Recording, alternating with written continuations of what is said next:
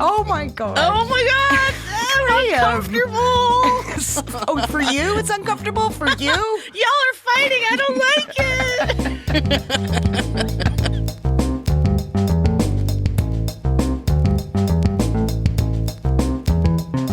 it. Smashing Security, episode 365. Hacking hotels, Google's AI goof, and cyberflashing, with Carole, Theriault, and Cluley.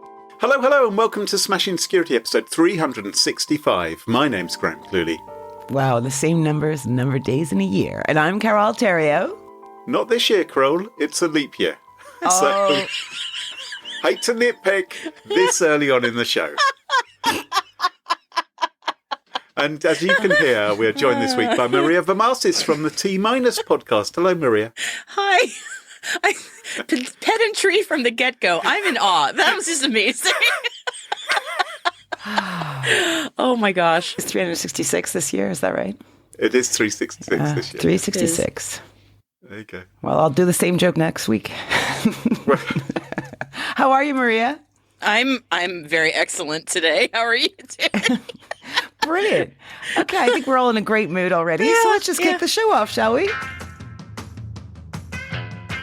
But first, let's thank this week's wonderful sponsors, Collide, Kiteworks, and Vanta. It's their support that help us give you this show for free. Now, coming up on today's show, Graham, what do you got?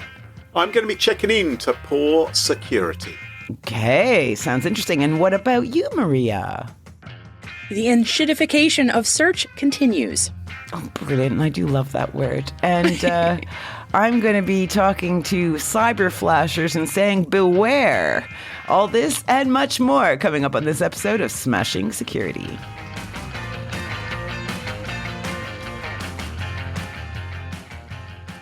Now, chums, I was lucky enough last week to visit Germany. I went to the city of Magdeburg, where I was hosting a little awards ceremony, introducing the Blues Brothers. I don't know if they were the originals, giving a speech.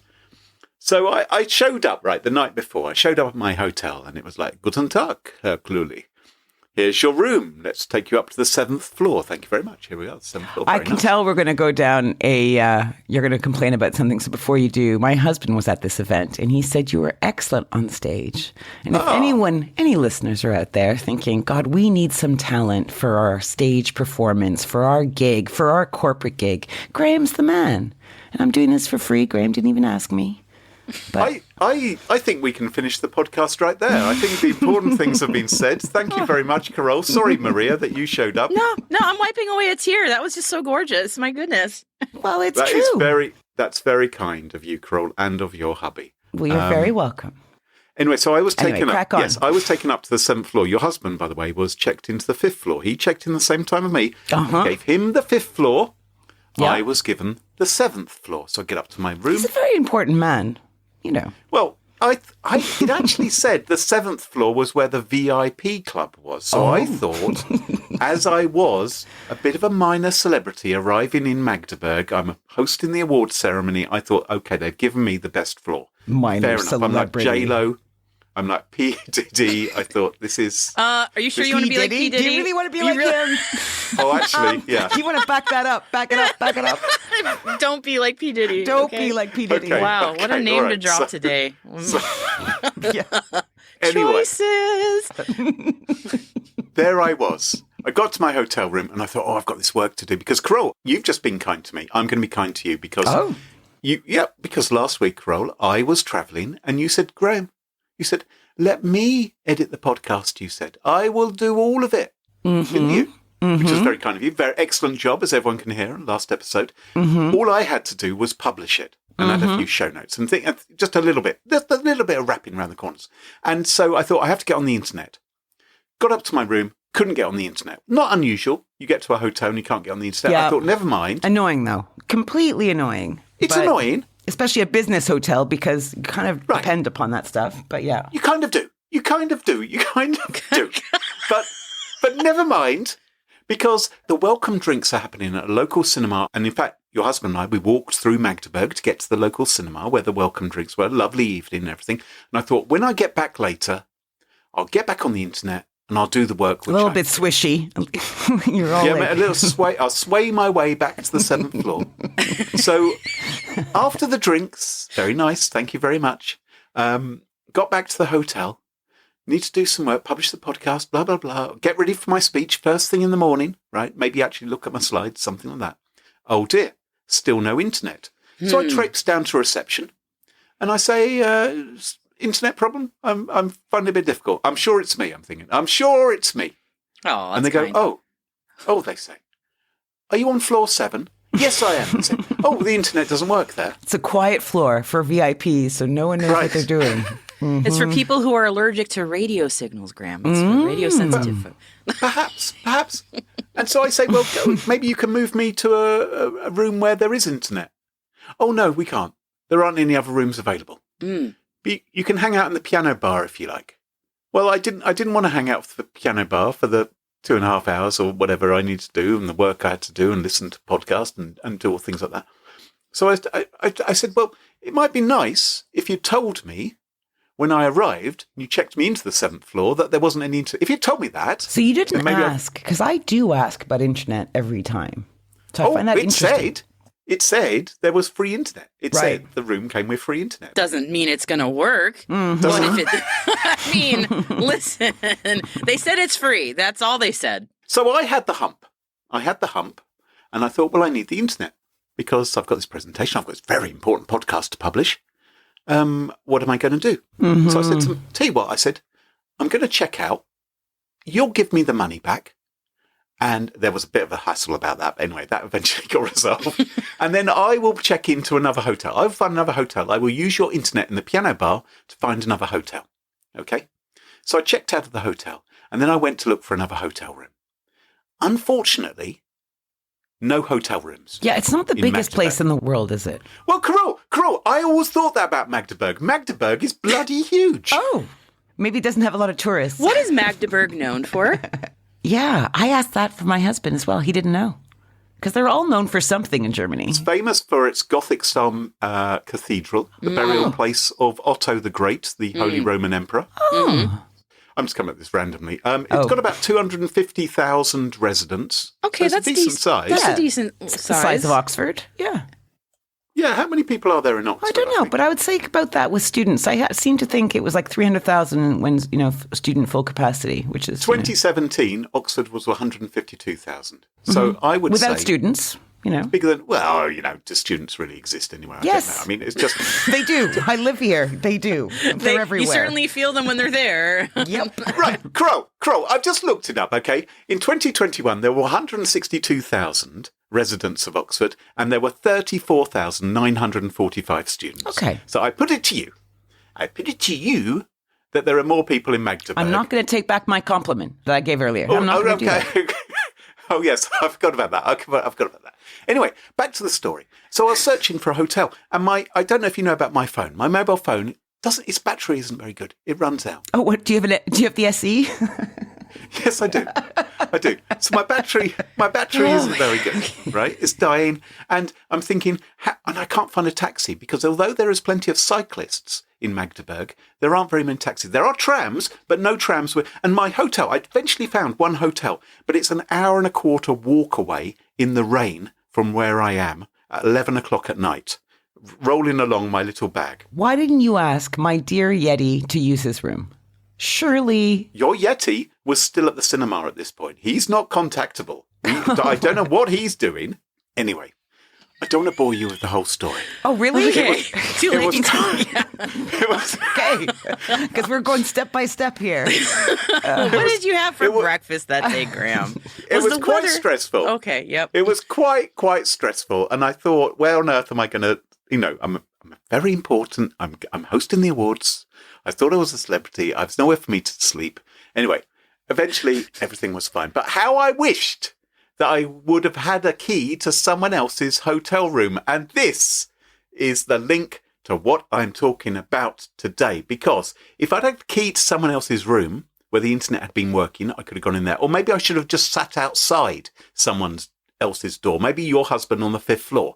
I should have sat outside his door until he came back from the bloody cinema. You should ask him questions as to how late he was out. I feel like we need a corroborating interview with him to get his side of the story. I think my husband said that you were great on stage, and I'm not going to have any go at him whatsoever. Oh, okay, yeah. All right, Come on. What is wrong with you? A bunch of security researchers have recently revealed a vulnerability that they found in hotel key locks. Mm-hmm. They've called this Unsaflok. Or Unsaflok. Well, I think the reason is that there is a make of key locks, RFID locks, which are used in hotels by a company called Dormakaba, and they call them SafeLock or Saflock. So this is Unsaflok. Okay, right? That makes sense. Okay. That's why they've called it that. Yeah, smart. Now, what they found was they found a way to unlock all rooms in a hotel using a single pair of forged key cards. And they've discovered that over 3 million hotel locks in 131 countries are affected. Okay, so I think I know the answer to this. I think it's going to be one of those crazy questions. So when you say, it just means you bring this master key. It's a master key that lets you get into any hotel room. No. Okay. No, it's not. That would be great if that were the case. And I think there was something like a bit like that before, perhaps. And maybe there are master keys inside hotels to sort of, because it's all computerized these days, isn't it? You can use the system to get in. Yeah, say someone committed suicide or something. You need to get in there. There's going to be a master key. Why is that? Why? Bring the tone down, Carole. You jumped right to it. My God. It's because he got me all annoyed about my husband being out too long. I'm annoyed about him as well. Oh, my God. Oh, my God. Uncomfortable. He's a very nice guy.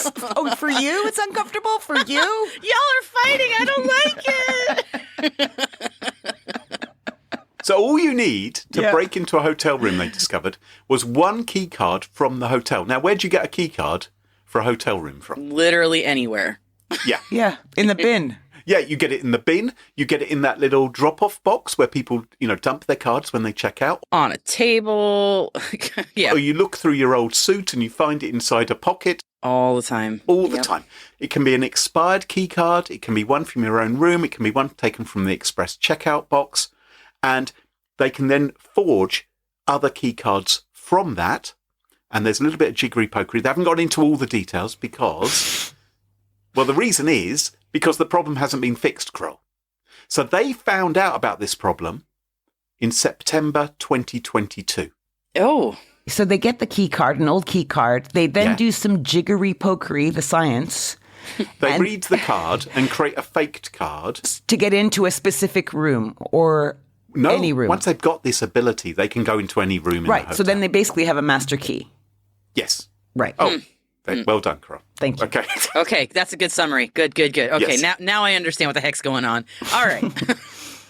And by the way, you can also do this with a Flipper Zero, which is a favourite hacking gadget that loads of people are talking about at the moment. Or you can use an NFC-capable Android phone as well. Are they banned in Canada yet? What, Android? No, the Flipper Zero, that Canada's trying to ban them. Oh, are they trying to ban them? Good luck with that. Yeah. Well. Great publicity for them, I suppose. Anyway, September 2022, these researchers, they found the problem. They thought, crikey, this is bad. And they contacted Dormakaba, who make these SafeLock, Saflock. That's smart. Yeah. Locks. Smart. Yep. And they had a meeting with Dormakaba the following month in October 2022. Oh, they weren't ignored? Fantastic. No.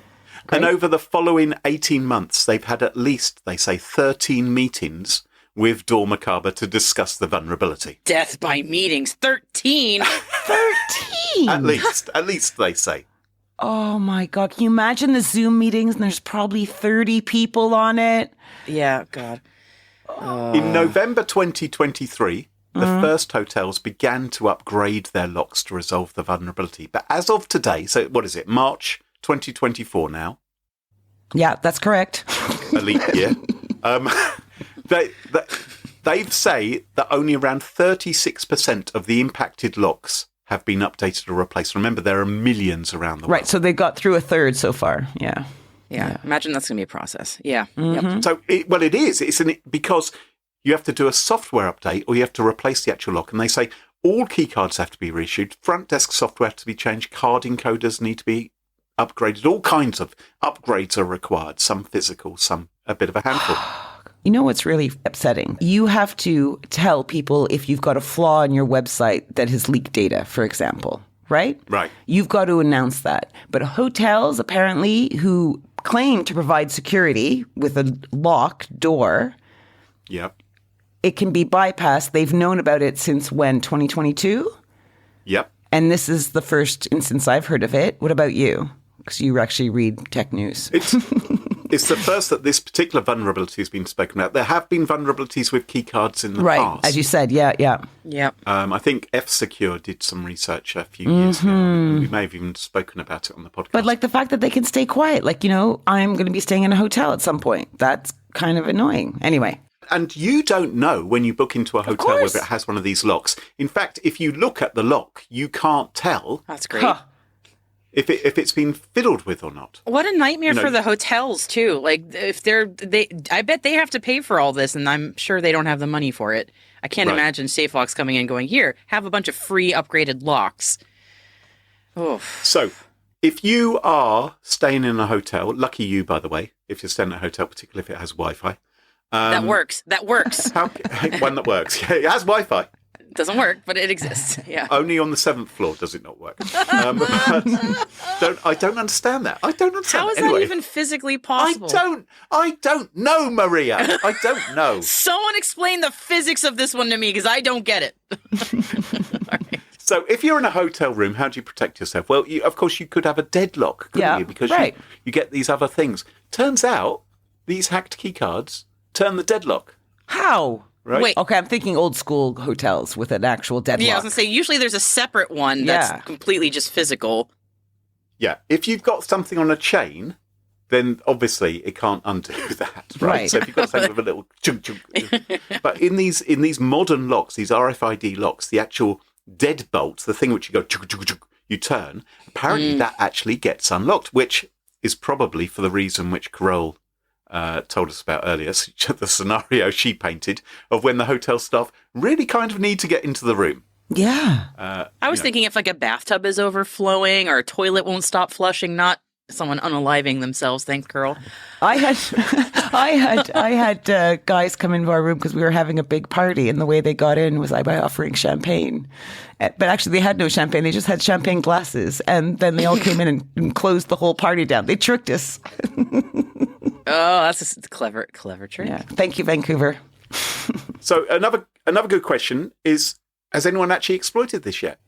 Oh, it's not even in the wild. You don't even Who know. knows? Who knows? Yeah. No, it is in the wild. Millions of locks grow affected, but nobody knows if it's been exploited. So anytime you've been accused of taking the slippers or the towels or there've been some unexpected minibar charges. You know what? Come on. Or someone's been watching adult movies on the TV, you can justifiably say, well, it could have been someone who got in. No. We need a few detectives on this, right? There's someone that has to monitor the camera, right, on the hallway. And then you check the login for when the key card was in use. And you go, oh, yeah, that was Bob. There's Bob's wife. There's Bob's kids. Who's that guy? Who's that guy wheeling off the contents of the minibar? Who's that guy in the black hoodie looking all sketchy? He's a bit of stock photography of a hacker. He's doing something he shouldn't. So one thing that these researchers say that you can do is you can look at the key card. So if you've got a MyFair Classic key card, apparently they are marked in that way, those are vulnerable, but a MyFair Ultralight C key card... What? Oh, I'm definitely going to remember this. How do I know? Yep. Because it will say it, Carole. You should be looking at the key card and be able to identify the make of key card. Okay, no, but you've said the same make, so they're both MyFair, but... A different type. The Ultralight C card is the safe one, apparently, but the MyFair Classic, no good. No good. Classic is not good. Right, okay. There you go. So I hope that's useful to everyone. Thank you very much. We'll put some links in the show notes where you can read more about this research, but not too much, because they haven't released too much, because they are terrified people will exploit it. I mean, this could get very serious and very dark very quickly. I mean, I'm sure everyone's heard stories of people following you back to your hotel room. You're a celebrity, Graham. I'm sure you've experienced fans who just stalk you in the elevator and then in the hallway trying to be like, is that Graham? Let's see what room he's in. I'm sure it's happened many times, right? It's happened. And that sometimes is why I want to go to a floor where there's no internet access, so they can't live stream what happens next. Oh no, I didn't mean that. Oh no. Moving on. Maria, what have you got for us this week? Oh my God. I need a second. That's so dark. I don't know what you're thinking. I went a little American Psycho in my head. Was like, I was like, oh God, that's where my brain went. What is going on with you two tonight? Anyway. Okay. Whew. Wow. Okay. Collecting myself. All right. So I teased this at the top of the show about the enshittification of search. It's truly enshittification all the way down. I'm sure I can go out on a limb here and say we've all noticed that search has gotten really crap lately. Has it not? How do you mean? When you search for something, I don't know, on Google, which is the one that a lot of us use, do you have an easy time of finding what the hell you're trying to find? Or are you finding yourself having to comb through reams of garbage? I find that I always will go down to about the 10th entry and start looking there because there's so many sponsored ads. I think I use Start Page. That's what I use. Yeah. Wasn't that a pick of the week like forever ago? Yeah. Yeah, it was. The start page was. Yeah. But the thing I find is if I use Google, quite often it will be links to Reddit. There'll be lots and lots of links to Reddit before anything else. Reddit must be getting a hell of a lot of traffic. Yeah, well, that's because a lot of people, that is the remedy to the enshittification of search. That's hilarious.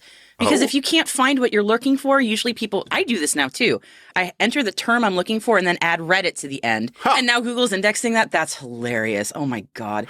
It's all you, Maria. Oh, no, not me. I mean, everybody's doing this, obviously. That's so funny. Okay, so I'm looking for a review on this product. And if you just Google that, everything you find is suspect. It's all fake blogs, fake AI reviews, generated, all nonsense. So the only one of the only places you think, and I don't even know if this is even true, but one of the few places that seems to have the whiff of reality is Reddit, because in theory it's real people commenting. If that's actually true, who knows? Anyway. Yeah, there's no bots there. Don't worry. Yeah, there's definitely no bots on Reddit and no shenanigans going on there. So Google has decided to improve search because it knows that people are complaining. So I don't know if you've heard of this thing that's very popular right now. It's called artificial intelligence. No. Tell me about it. Sometimes it's shortened to AI. Yeah, okay. So Google last year introduced this AI chatbot. They called it the Google Search Generative Experience, or SGE, and it was opt-in. And the idea was for a search query where Google deemed a chatbot might be especially helpful, it would generate an AI-based response to your query. Somewhere in there might be actual links to websites, but for the most part, it would be like, this is the information we think you're looking for. Here's a summary. And then here's a whole bunch of other information that might be good. Like if you search for a product, it'll tell you most of the time this product will cost between this and this. In theory, sounds like it might be maybe helpful. Maybe. Yeah. Maybe. Yeah. Maybe. Okay. Maybe. My experience with AI is not always correct. Yeah. But yeah. But maybe.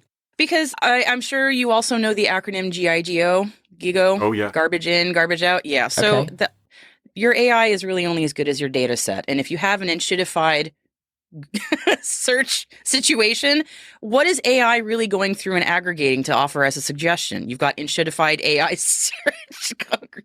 It's a mess. Anyway, so not a big surprise. People who have been poking around this, what was up until recently experimental AI augmented search, have found that attackers and bad dudes have been taking advantage of AI, just sort of trawling the internet and finding all sorts of search results. And they've been figuring out how to SEO poison AI chatbot results. Of course they have. Of course they have. So one SEO consultant, her name is Lily Ray, found that for many queries that Google found to be helpful to have a chatbot, the top results and the information that AI was serving up was directly from not just spammy, but also malicious websites. Yeah, so none of us are surprised. Like, it's not just a cynical thing. It's like, of course, someone has figured out how to do this. So one of the common the ways that these websites are compromised is essentially there's SEO poisoning going on. So these bad dudes are creating tons and tons of websites with information that might sound plausible around a search related term. And then if you click on that website that, again, looks like it might be a real helpful website, you're going to get redirected a gajillion times. And eventually you'll end up on a website that prompts you to enable notifications. And those of us who are savvy, we know now, no, don't enable notifications. But many people go, all right, well, this website says it's going to help me, so maybe I will enable desktop notifications. And then that's when you start getting the pop-ups and the all sorts of, that's just like a very common way that people get in and start just harassing people on their computers and getting them to try and click something. Yeah, and call it marketing. Yeah. Yes, some might call it that too. Sometimes there's even unwanted browser extensions. This feels like very 90s sometimes when I'm reading about this. It's like unwanted browser extensions that's going to hijack search. What is going on? What's the name of that gorilla? We're in a loop. Bondi gorilla or whatever. What's the name of that? Anyway, sorry. Don't know if anyone remembers that but me. What are you talking about? A Bondi gorilla? Wasn't there a gorilla in the 90s that was like a search hijacked thing?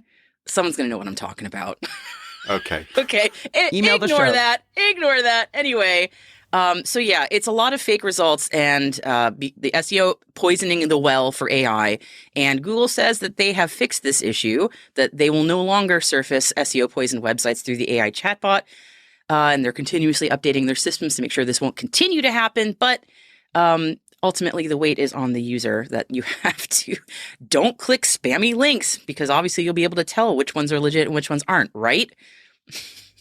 So, Maria, are you suggesting that sellotaping AI onto every single technology on the internet may not necessarily be a great idea? Gee, it might be that is the angle here. It's just amazing that search has gotten so bad, and then we put AI on top of it, and it's like, wow, and it's even worse now. Fantastic. And I should also mention that this experimental feature is no longer experimental or opt-in. It is now being rolled out to all users. I don't have it yet. I tried. I wanted to see if I could replicate this, but it is not available for me right now. I've heard also if you use Firefox that it won't work for you yet. I guess Chrome browsers are getting prioritized. But yeah, really interesting. I imagine people who like to put dodgy things on the internet are really enjoying the fact that AI can make their jobs easier. Of course they are. And I think this is probably just the tip of the iceberg. Yeah, it's great. It's great. Boy. And shitification all the way down. Yuck. Carole, what have you got for us this week? So when I was a kid, imagine like all the family piled up in the car for like a regular trip to the big city of Montreal. And you're on the highway, bored, right? Because it's about an hour long. You didn't have devices as a kid. So you're kind of just sitting there lazily watching traffic go past. Some cars passing you passing cars, la, la, la. And this car goes past, and I notice because the driver, this young guy, this man, was laughing hysterically. And then, the car moves beyond us. And then in the back window, there were two hairy sacks beneath two hairy cracks, schmooshed against the backside window.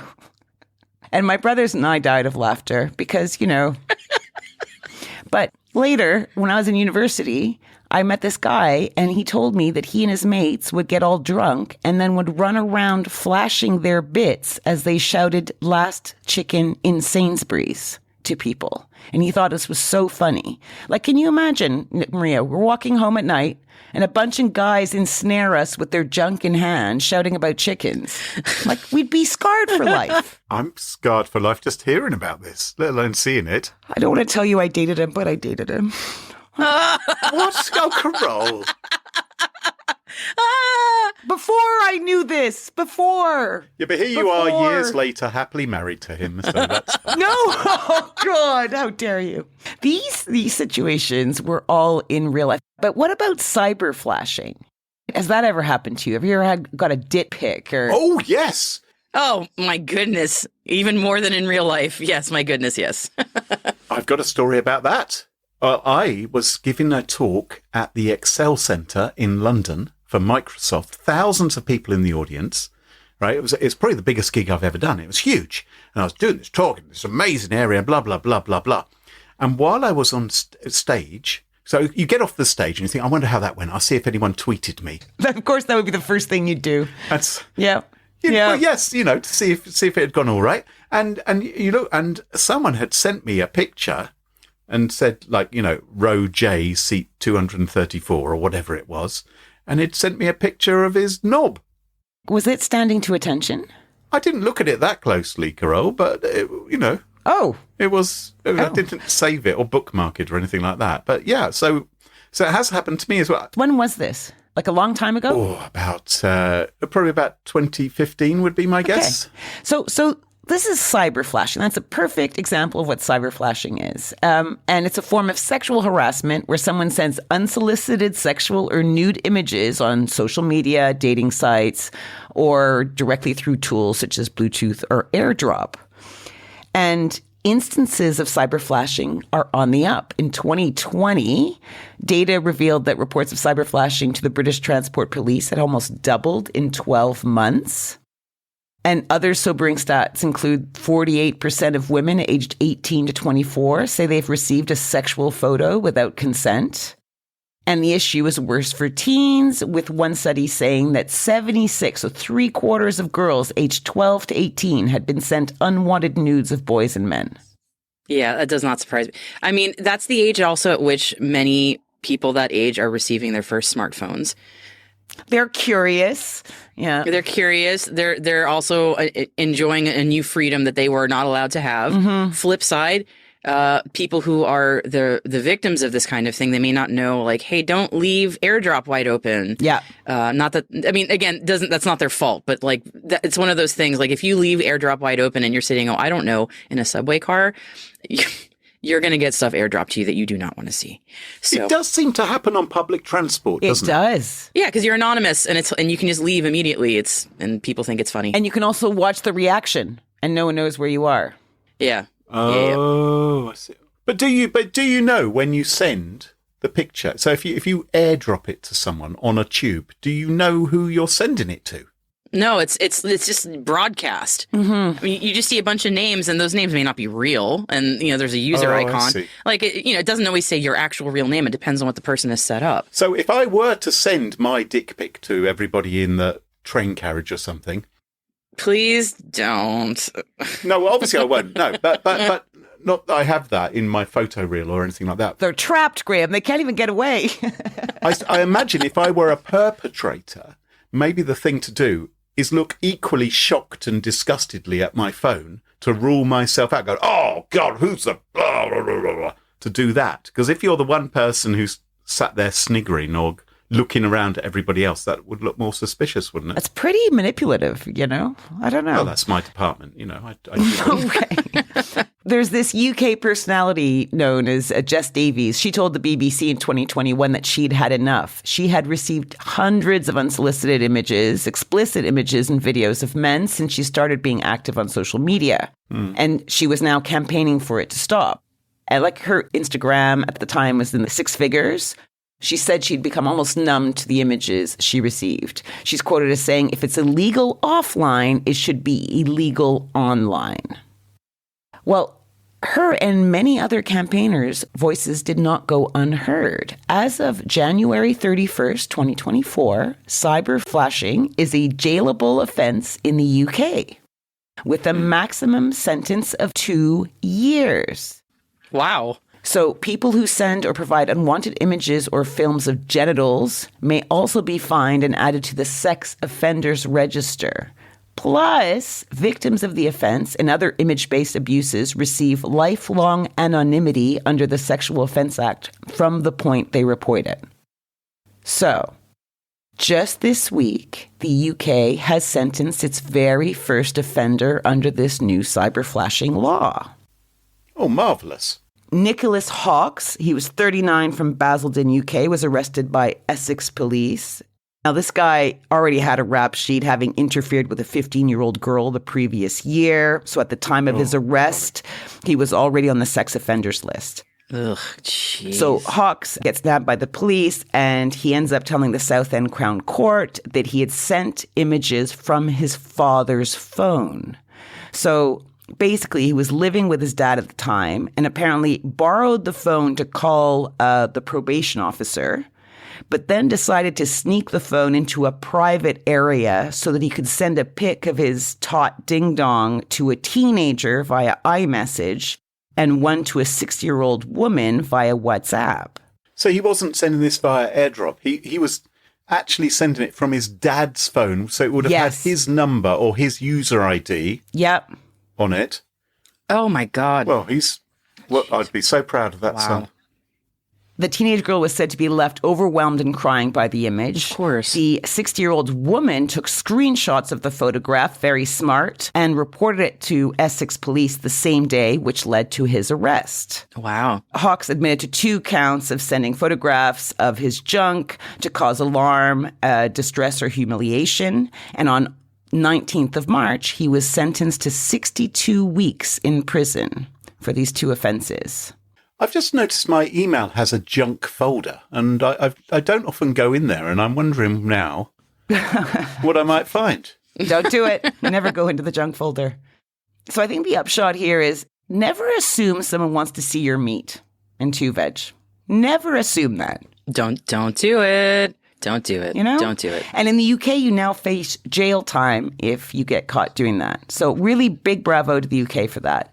But of course, Maria, as you alluded to already, prevention is better than conviction.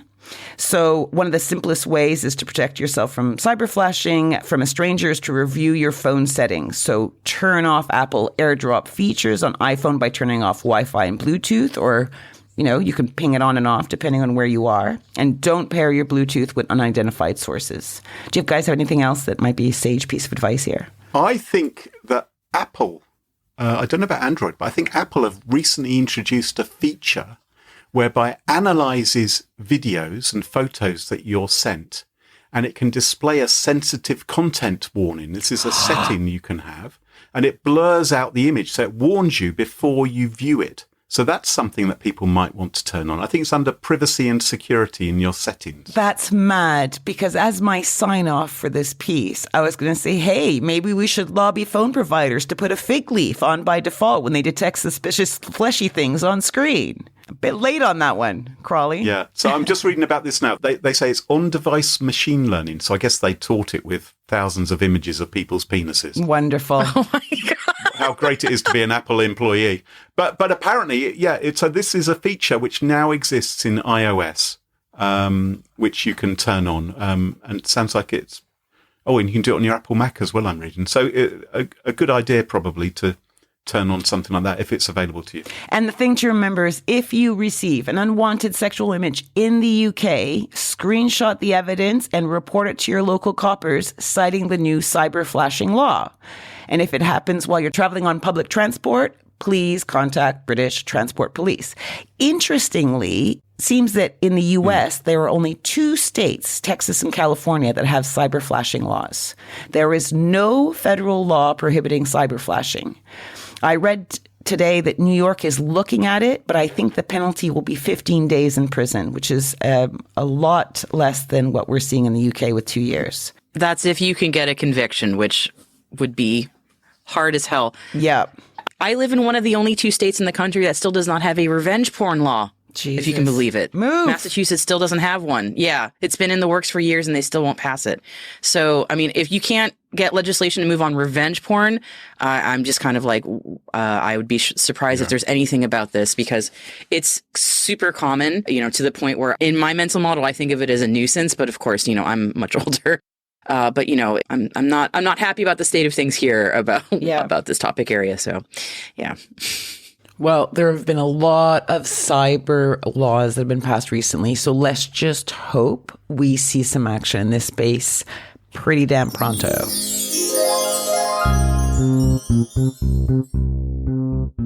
Legacy managed file transfer tools are dated. They lack the security that today's remote workforce demands. Companies that continue relying on outdated technology put their sensitive data at risk. Well, this podcast is sponsored by Kiteworks, who enable organisations to effectively manage risk in every send, share, receive and save of sensitive content. To do that, they've created a platform that delivers content governance, compliance and protection to customers, tracking, controlling and securing sensitive content as it moves within, into and out of organisations, all while ensuring regulatory compliance on all sensitive content communications. Kiteworks provides the industry's first private content network for protecting risky third-party communications with secure email, secure file sharing, secure mobile, secure web forms, managed file transfer, and governed SFTP servers. Visit kiteworks.com to get started today. That's kiteworks.com, and thanks to them for supporting the show. Smashing Security is also sponsored by Vanta. Managing the requirements for modern security programs is increasingly challenging and time-consuming. Enter Vanta. Vanta gives you one place to centralize and scale your security program. Quickly access risk, streamline security reviews, and automate compliance for ISO 27001, SOC 2, and more. You can leverage Vanta's market-leading trust management platform to unify risk management and secure the trust of your customers. Plus, use Vanta AI to save time when completing security questionnaires. Smashing Security listeners, you get 20% off Vanta. All you lucky sausages have to do is visit vanta.com/smashing to claim your discount. That's V as in Victor, ANTA.com/smashing. And thanks to Vanta for sponsoring the show.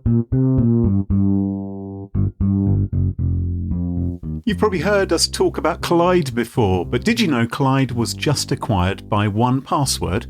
Well, that's pretty big news, since these two companies are leading the industry in creating security solutions that put users first.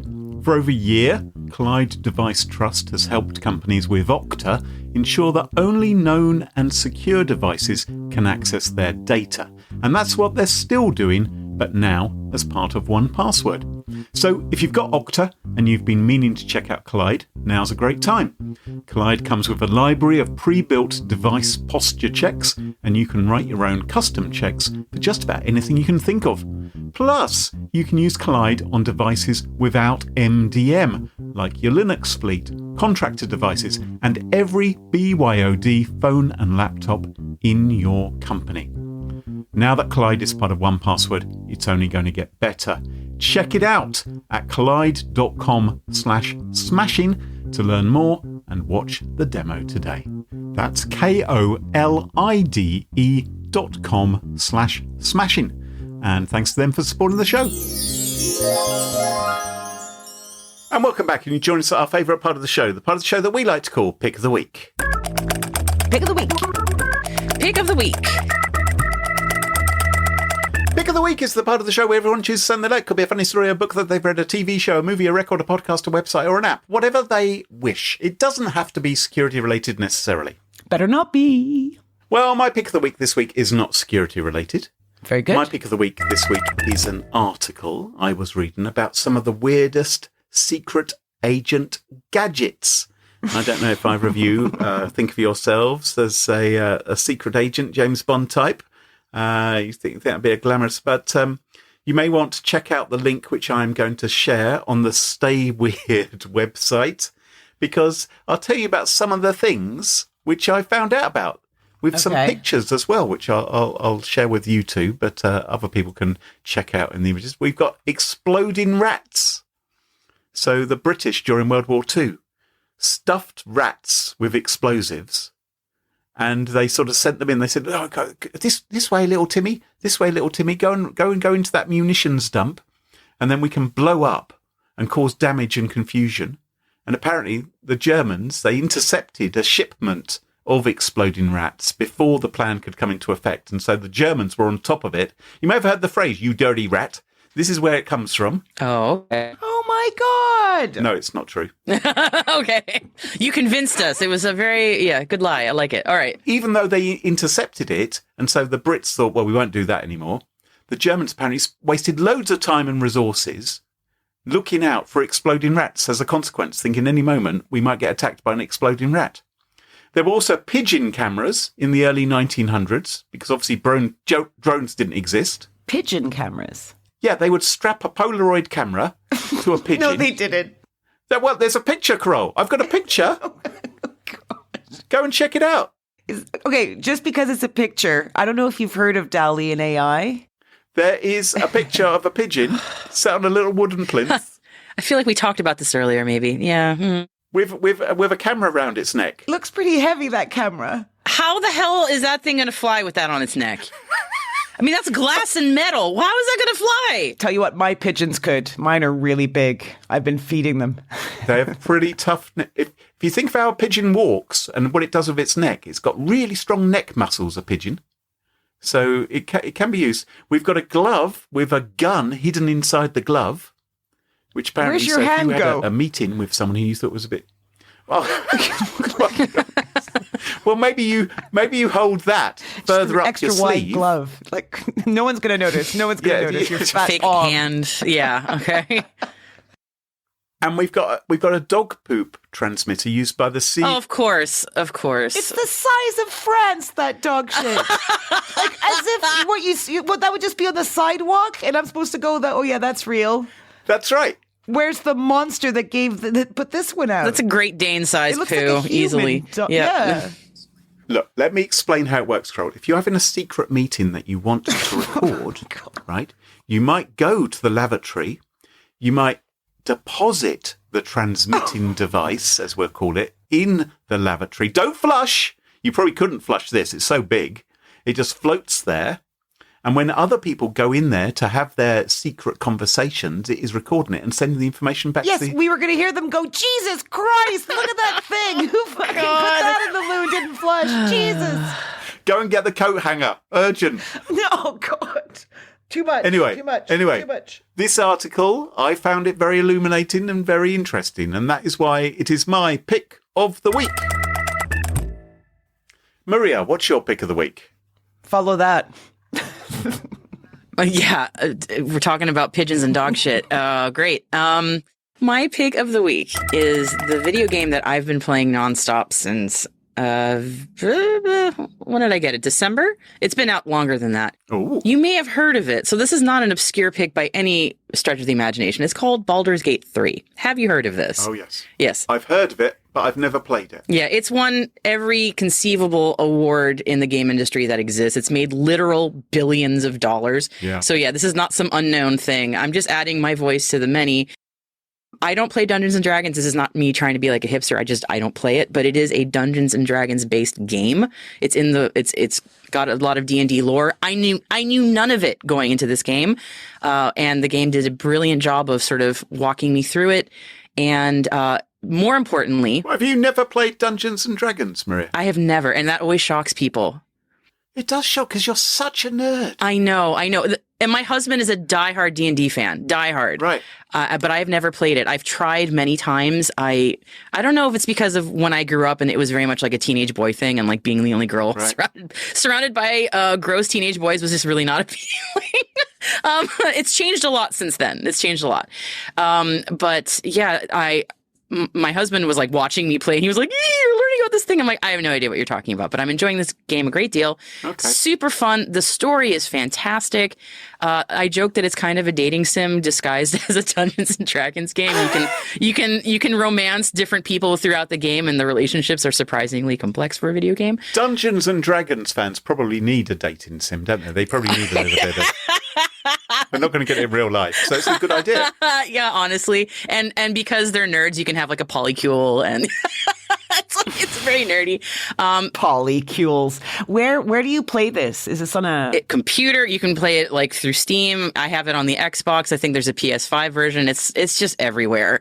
This, as I said, this is one like every gaming award. It's a massive success. But now we have your stamp of approval. Yeah, I'm just adding, like, if someone wants to message me about Baldur's Gate 3, I'm all about it. Like, I already beat the game. I'm happy to chat about it. I really, really enjoyed it. I put easily 150 hours into my first playthrough, and I'm playing it now again. So, yeah, Baldur's Gate 3. Highly recommend. Whoa. Yep. Wow. Now I know why you don't answer my phone call.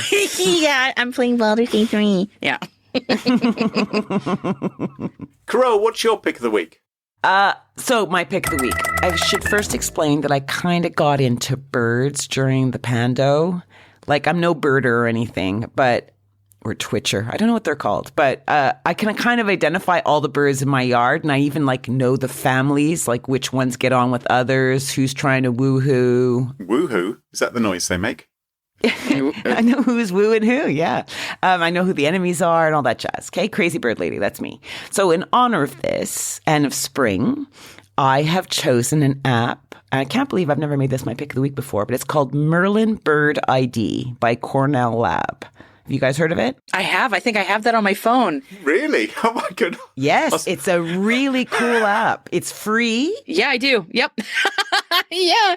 Yep, so do I. I've had it on for months and months. So it's a free global bird guide with photos, sounds, and maps, okay? So there's like 3 different main things I see what I use it for. So you can listen. There's a listen, like Sound ID. This is component, which listens to... Oh, it's like Shazam. Shazam for birds. Yes, that is exactly what it's like. That's so clever. That's so cool. Listens to birds around you and then shows you real-time suggestions who's singing. And it works completely offline, so you can identify birds that you hear no matter where you are, even if you have no... So you could have done this, Graham. You could have done this instead of working on the podcast, because you don't need to. You can do this all completely offline. You can obviously send them a snap of a picture or one from your camera roll, and Photo ID will provide you with a short list of possible matches. And you can build a digital scrapbook of your birding memories. I haven't done that. But you just kind of like, this is my bird. And each time you identify a bird, it will add it to your growing list. So it's very, very cool. Like, look, it's here. I can do this online because... Can you make the sound of a particular bird for us, Crooks? You must be learn. Could you make one? No, I'm going to... No, not the phone. I want to hear you. Yeah, this will be me. This is me. Oh, this is you. Let's hear. This is the Eurasian blackbird, right? So this is its song. Okay, and then this is one of their calls. Cool, right? Oh, I feel more relaxed having heard that. That's so nice. It's a very nice app. It's very cute. You can just kind of even also go Oxford or wherever you live just to see what birds are around that you can try and ID. So it's free, it's great, and you help the world by, mapping all these wonderful birds. So Merlin Bird ID, and that's my pick of the week. Well, haven't we done well? 3 excellent picks of the week this week. I'm including mine, obviously.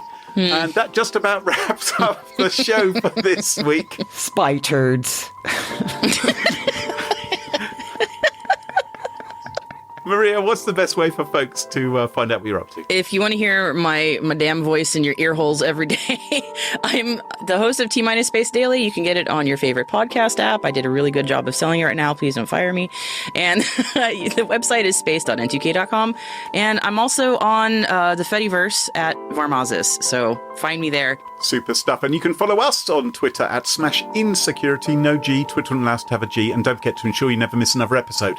Follow Smash In Security in your favourite podcast apps such as Apple Podcasts, Spotify and Pocket Casts. And huge shout out to our episode sponsors, Fanta, Collide and Kiteworks. And of course to our wonderful Patreon community. It's thanks to them all this show is free. For episode show notes, sponsorship info, guest list and the entire back catalogue of more than 364 episodes, check out smashingsecurity.com. Until next time, cheerio, bye-bye. Bye. Bye.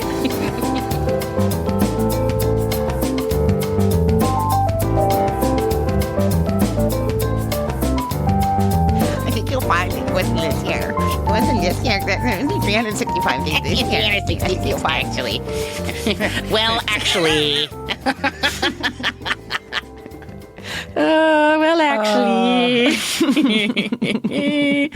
Oh, that was brilliant. That was still my favorite moment for the whole episode, was right at the top. It was all downhill Off after and that. away. It's all downhill. Yeah. Oh my Slippery God. slope.